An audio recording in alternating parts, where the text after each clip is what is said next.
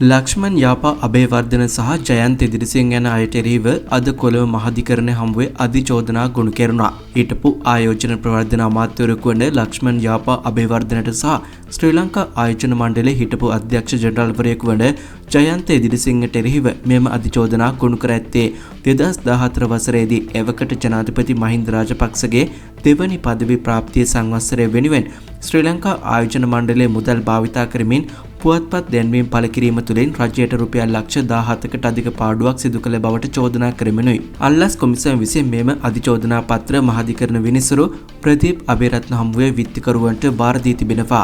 ඉන් අනතුරුව විත්තිකරුවන්ට අපැනීම කිරීම සම්බන්ධයෙන් අල්ලස් කොමිසමේ ස්ථාවරයේ විනිසුරුවරයා විමසා සිටි අවස්ථාවේදී අල්ලස් කොමිසමේ සහකාර අධ්‍යක්ෂ ජනරාල් අනුත්තරා ජයසිංහ සඳහන් කළේ විත්තිකරුවන් සුසු අපකරුවන් මත මුදා හැරීමට විරෝධයක් නොමැති බවටයි.